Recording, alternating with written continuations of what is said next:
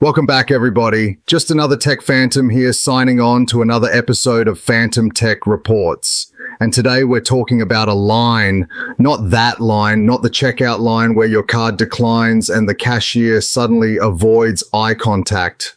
The other line, the one that must always go up. And since about mid-2025, that line has done exactly what it's supposed to do when executives start smiling a little too hard. It spiked. Hard. Consumer RAM pricing over the last 18 months has gone completely vertical. And if you've tried to spec a PC lately, you didn't feel it emotionally. You felt it financially, right in the wallet. This isn't a tight quarter situation. This is a RIP upgrade path. See you again sometime around 2028, maybe situation. Across the entire PC industry, manufacturers are quietly backing away from consumer sales like they've just realized gamers don't pay enterprise margins. Factories aren't feeding enthusiasts anymore. They're feeding data centers. And governments, they're helping generously with public money, your money. But don't worry, you'll still get access later via a subscription, which brings us neatly to the most revealing tech event of the year. CES is meant to be the hype engine, the future showcase, the big moment where you're supposed to look at your current PC and think, yeah, it's time. And instead, CES accidentally exposed just how empty the consumer roadmap has become. We got folding phones, blinking peripherals, AI desk companions that look like they'd report you to HR for low morale, and roughly 40 different ways to RGBA rectangle. What we didn't get was a reason to upgrade a PC. AMD showed up like they forgot they were launching CPUs. Nvidia went suspiciously quiet unless you count DLSS will fix it as an actual product strategy. And here's the weird part. We're constantly told competition drives prices down. We're told early adopters subsidize later buyers. So where's the cheaper mid-range tech? Where's the trickle down? Oh, right. It's sitting in a data center, not for you, which is why the next phase feels less like innovation and more like deja vu. Good news, everyone. Affordable hardware is back. It's just from 2021. AMD is reintroducing older CPUs. Nvidia is reportedly reviving the RTX 3060 in select markets. DDR4 is now the computing equivalent of canned food, shelf-stable, familiar, and absolutely not what anyone was promised 5 years ago. This is being framed as support, but let's be honest, this is leftovers. New hardware does exist. It's just priced for people who expense GPUs, not people who game on them. Manufacturers are already warning retailers about strategic price adjustments, which is corporate language for brace yourself.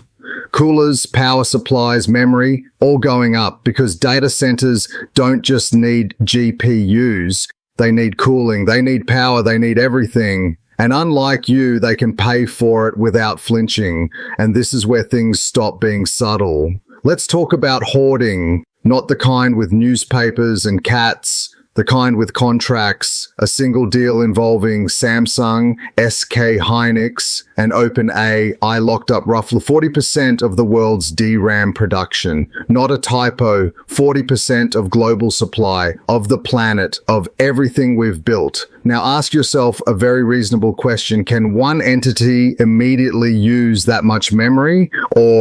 And just hear me out, is locking supply itself the asset? Because when you control that much future capacity, you don't just get hardware, you get leverage, you get investor confidence, you get to deny competitors oxygen. Meanwhile, Micron exited the consumer memory market entirely, not because demand fell, because consumers don't pay enough. You're not the customer anymore, you're the byproduct. And before anyone says that's just business, let's talk about who helped make this business model possible South Korea announced tens of billions in public investment for AI infrastructure. The United States is actively weakening restrictions on data center expansion while pushing AI adoption at a federal level. Translation: your taxes are helping build infrastructure you won't own to run hardware you can't buy so you can rent access back later. Socialized cost, privatized access.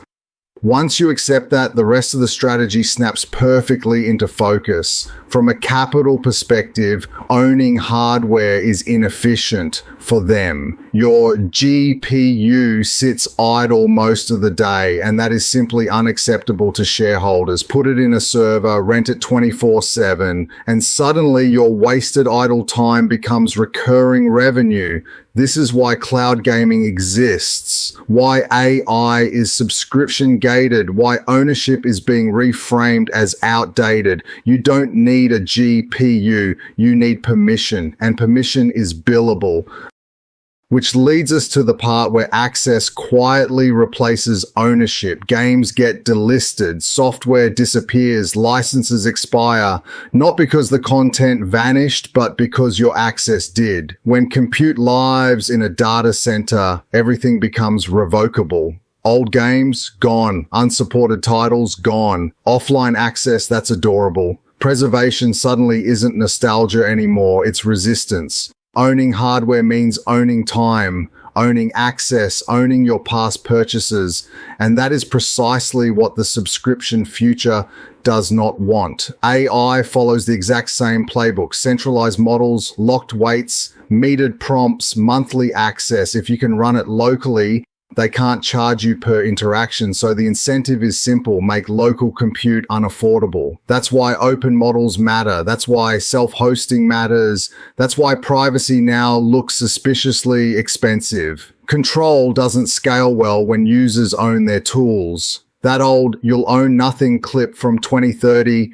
wasn't prophecy. It was a roadmap, not "you won't be allowed to own anything," just no practical way to, hardware too expensive, software too locked, access too conditional. But here's the important part. This future isn't finished yet. This isn't fear-mongering. This isn't collapse fantasy. This is incentive analysis. Ownership still exists, local compute still works, Linux still boots, emulators still preserve, offline still matters. Every piece of hardware you own is one less subscription they control. Every local workload is one less meter running. And yeah, rejecting convenience is inconvenient, but freedom usually is. So when they say own nothing and be happy, maybe the correct response is a simple one. Happy for who? Well, peeps, I'm just another tech phantom signing off from PhantomTec. So thanks for joining us, and peace.